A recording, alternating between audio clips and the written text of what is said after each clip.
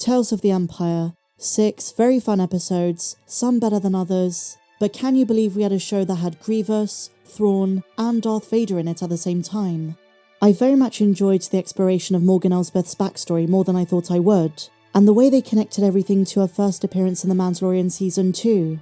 There are lots of connections and references, so let's dive straight into everything that you might have missed. Morgan lost her fellow Nightsisters and her mother during the Massacre of Dathomir. This tragedy was first depicted in the Clone Wars Season 4, so she then finds refuge with the Singing Mountain Clan, who themselves can use Nightsister magic. This group of Dathomirian witches originates in the expanded universe in the book The Courtship of Princess Leia. But did you know they also feature in some other Legends materials such as The Last Jedi? And no, my dear friends, I'm not talking about the Rian Johnson movie Episode 8. I'm talking about the 2013 Order 66-centric novel. So here we see how Morgan Elsbeth has lost everything, and across her arc, it's really about her trying to find a sense of belonging and community.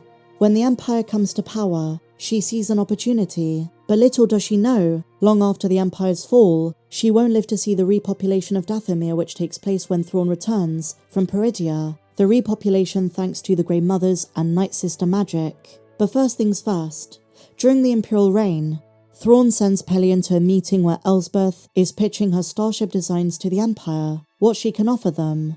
And did you know, this confirms Morgan Elsbeth was the person who designed the Imperial TIE Defender, which come to full fruition by the time of Return of the Jedi. It was after the Battle of Yavin the Empire heard many creative pitches before landing on the final design. And Pellaeon is another character who made the jump from Timothy Zahn's Heir to the Empire, both in Star Wars Rebels and The Mandalorian's 3rd season. He is often considered Thrawn's right-hand man, later part of the Shadow Council, captain of naval forces and Thrawn's 7th Fleet. So where other Imperial officers saw an expensive solution, Pellaeon saw potential in the mind of Morgan Elsbeth. The others just wanted to steal the resources, but not him.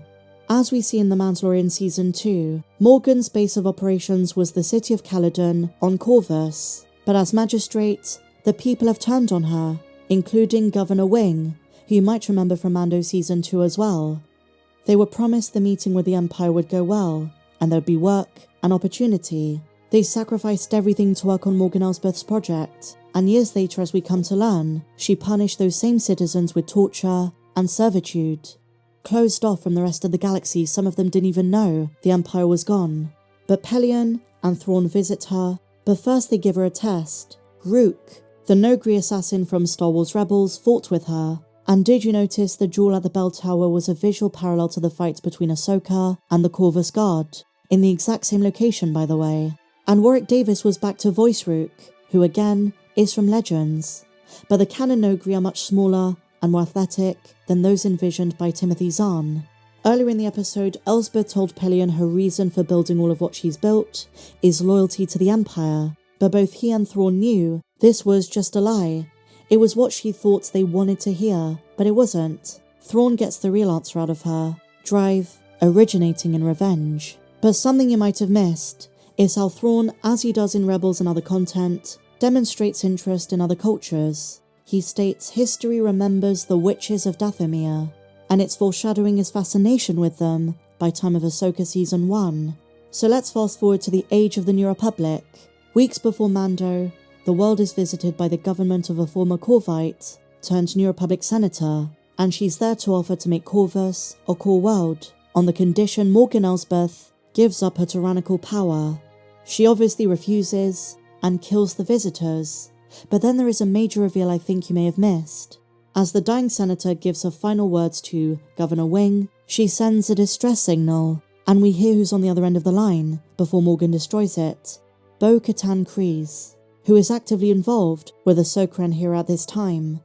Bo-Katan was the one in Mando Season 2 who sent Din Djarin and Grogu to Ahsoka on Corvus in the first place, so she knew Ahsoka was there. So we're starting to get a full picture of events. The senator sent the message to Bo, who contacts Heir, who sends Ahsoka, and I urge you guys to watch The Mandalorian Season 2 Chapter 13 straight after watching the first 3 episodes of Tales of the Empire. It all makes sense. And there were a couple of really cool vocal cameos too. Aside from the obvious ones, as I say, Warwick Davis, we also had Steve Bloom, the voice of Zeborelios, but in this case, the voice of the New Republic Guard.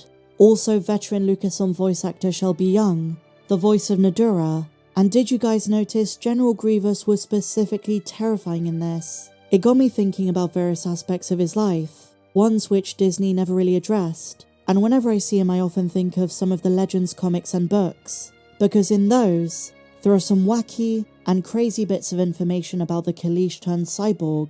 And one of these facts is that General Grievous had over 30 children. I'm serious. Even though we consider General Grievous as a villain, and while he did some horrible things as part of the CIS, as exemplified again from a different perspective of Dathomir, his backstory is also kind of tragic and little known. We don't often talk about it. In the expanded universe, General Grievous had a very large family, 10 wives and 30 sons and daughters. This is first mentioned in the 2005 James Luceno novel Labyrinth of Evil. When Grievous was known as Kamain J. Shilal, he descended from great Kaleesh warriors, like his great-grandmother. Long ago, she served alongside a group of Jedi who aligned themselves with the Kaleesh, and during the war, she used a rifle to liberate her people. And this was a family heirloom passed down to Grievous's grandfather, who taught a 9-year-old Grievous how to become a warlord himself. When he grew up, he took the name Grievous after losing the love of his life to vicious insectoid invaders known as the Hook, also better known as the Yamri. And if that sounds familiar, my dear friends, we recently saw a Yamri subtype in the Bad Batch. Grievous fought a brutal campaign against them, and would routinely return home, wounded and bruised. Grievous was betrayed in a deliberately orchestrated shuttle crash, and given an ultimatum, his organic body was destroyed, and so he was turned into a cyborg and served the CIS, the Separatists. The war that Grievous waged against the Hook drew the attention of the Republic and the Jedi, and after siding with Grievous's enemies, the Jedi imposed harsh sanctions on the world of Kaleesh. He saw his wives and his children starved to death, and suffer indignities too depraved to even mention, and this was along with the hundreds of thousands of Kaleesh Grievous swore to avenge. So this is why he had so much anger and so much hate towards the Jedi. The so-called peacekeepers destroyed his life, and so Grievous took a mask that resembled his father's. Dooku conspired to mortally wound Grievous, turning him into a super cyborg subservient to the CIS. Dooku's agents sabotaged Grievous's ship, which resulted in a gruesome crash that left him on the brink of death. He became a very different kind of warrior, but as you can see, my dear friends, before the atrocious, war criminal cyborg, he was a man of honor and a family man, and the symbolic purpose of Grievous was to foreshadow Anakin's turn into a cyborg himself. Nonetheless, there is so much more to the character than what is portrayed in the Clone Wars series, Revenge of the Sith, and now Tales of the Empire. So that is the Morgan Elsbeth section. But now on to Barriss Offee, one of my favourite characters in all of Star Wars, and we're going to go very fast. They finished her arc with a surprise redemption, but is she dead? Given the fact so many Star Wars characters have survived the same stabbing, I'm going to say there's a chance she lived. They kind of left it open-ended, we're going to have to wait and see. But in the last 3 episodes, there are a couple of really cool episode 3 callbacks. For one thing, in Barriss's cell, she sees Order 66, and after it's done, Lynn, now known as the 4th sister who we saw in the Kenobi show, comes to visit and proposes she trains to become an Inquisitor. She mentions the Jedi were guilty of murder and treason. Treason is the charge Palpatine accuses Mace Windu of, when he and the other Jedi Masters come to arrest Palpatine, moments before Mace Windu's duel with Sidious, and death. Later in the episode, when Barriss is confused about what the Empire is, the Grand Inquisitor recites some of Palpatine's speech. The Republic shall be reorganized into the First Galactic Empire for a safe and secure society. You know, that one. It was awesome to see a couple of other familiar Inquisitors, but they didn't do much with them. Just a brief appearance from Marrok, for example. One thing I particularly loved in this arc was Barriss getting an Inquisitor's helmet. I mean, sure, she then defects, but it was awesome while it lasted.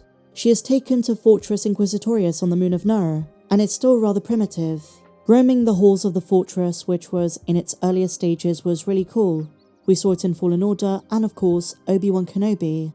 After she sees the monstrous nature of the Inquisitorious on a mission, she defects, and re-identifies as a Jedi. In exile for a few years, she becomes a healing mystic, who also advises on Force-sensitive children who are at risk of being kidnapped by the Empire. The parents mention the Empire visiting their village and testing their baby for what we assume is his M count. This is a major connection to the Bad Batch and Project Necromancer, so this shows you how widespread the practice was. When she re-encounters the fourth sister, Barriss has become wise and powerful. Lynn goes after the kid, but gets lost in the ice cave. She accidentally stabs Barriss, and that is a moment of redemption for the fourth sister too. Where do they go from here? Who knows? This episode took place after the Kenobi show, so that is going to be a story for a different time. But I really had a lot of fun. I think both stories were excellent, and I hope you guys enjoyed this breakdown. Let me know if you did. If so, please be sure to give me a big fat thumbs up, subscribe if you're new. Happy May the 4th, and may the Force be with you, always.